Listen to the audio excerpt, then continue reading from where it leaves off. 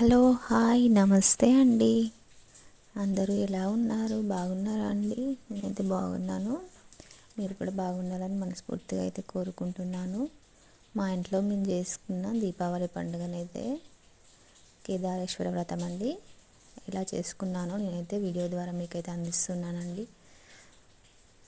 మీరు కూడా ఎలా జరుపుకున్నారో కామెంట్ అయితే చేయండి. ఓకేనా ఫ్రెండ్స్? మాకైతే మా నోమునైతే మేమైతే ఎంపికం నోము అంటామండి. అంటే ఏదైనా కూడా మేము అన్ని 21 రకాలు, అంటే 21 రకాలు అంటే నైవేద్యాలు కాదండి, అన్నీ కలిపి 21 రకాలు, ఒక్కొక్కటి 21 అయితే పెడతామండి. ఇక్కడైతే మా అత్తమ్మ అయితే 20 మర్రి ఆకులతో, మర్రి ఆకులు కూడా 21 ఆకులండి, 21 ఆకులతో మాత్రమే ఇస్తారు అయితే చేయాలండి. ఎక్కువ కాకూడదు, తక్కువ కాకూడదు. ఇలా 21 ఆకులతో అయితే ఇస్తారైతే కుట్టిందండి. ఇక్కడ గుమ్మాలకి అయితే బంతి పువ్వులు కుచ్చామండి. దీపావళి పండుగ అంటే ఎవరికైనా చాలా ఇష్టం అండి. ఎందుకంటే ఆ రోజు అయితే ఇల్లు అయితే చాలా అందంగా అలంకరణతో అయితే నిండిపోతుందండి. చాలా అంటే చాలా నచ్చుతుందండి అందరికీ. నాకైతే చాలా ఇష్టం అండి దీపావళి పండుగ. ఇక్కడైతే ఇలా గోడకైతే దీన్ని ఇట్లా వేస్తాం కదండి, దీన్ని అయితే పుప్పడి అంటామండి. ఇది ఒక్కొక్కరికి ఒక్కొక్క రకంగా ఉంటుందండి. మేమైతే ఈ విధంగా వేసుకుంటామండి. ఈరోజైతే మేము కట్టెల పొయ్యినండే పైన కట్టెల పొయ్యి మీదనే నైవేద్యాలు అయితే చేస్తామండి. బెల్లంతో అరిసెలు అయితే చేస్తామండి. బెల్లం అరిసెలు అయితే నైవేద్యంగా పెడతాము. వంకాయ కూర, పప్పు, చారు, ఏ బయట ఇంకెక్కువ ఉంటుంది కాబట్టి సాంబారు కూడా చేస్తామండి. దీపావళి రోజున ఈ కేదారేశ్వర వ్రతం జరుపుకునే రోజైతే మేము ముందుగా ఆ రోజు గ్రామ దేవతలకైతే ఖచ్చితంగా దర్శనం చేసుకోవాలండి. గ్రామదేవతల దర్శనం చేసుకొని బోనం సమర్పించి కొబ్బరికాయలు కొట్టడం, భూలక్ష్మి మహాలక్ష్మి దగ్గరికి అయితే వెళ్ళి దర్శనం చేసుకోవడం అయితే కంపల్సరీ చేస్తామండి.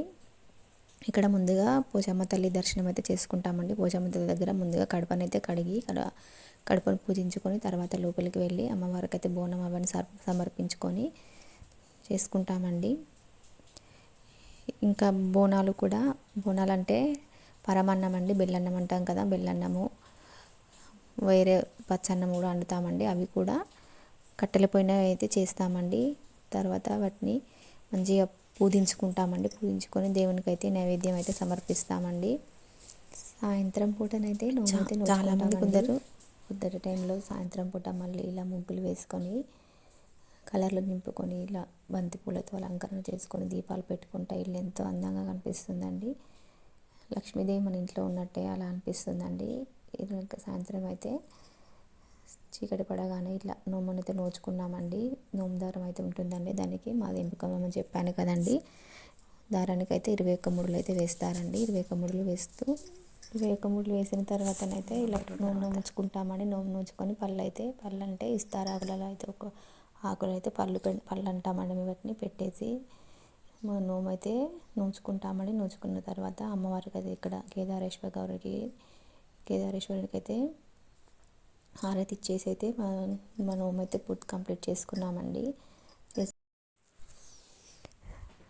చివరగా వచ్చిన వాళ్ళందరికీ భోజనాలు పెట్టేసి మేము కూడా తినేసి టపాసులు అయితే కాల్చామండి. పిల్లలకి కూడా ఈ దీపావళి పండుగ అంటే చాలా ఇష్టం అండి. ఎందుకంటే టపాసులు కాల్చడం అంటే నైట్ వరకు కూడా పిల్లలు హ్యాపీగా ఎంజాయ్ చేస్తారండి దీపావళి పండుగ. పిల్లలు అయితే నైట్ వరకు మెలుకువతో నుండి టపాసులు కాలుస్తూ చాలా ఎంజాయ్ చేస్తారండి. మీరు దీపావళి పండుగ కేదారేశ్వరము ఉంటే ఇలా జరుపుకున్నారో కామెంట్ చేయండి.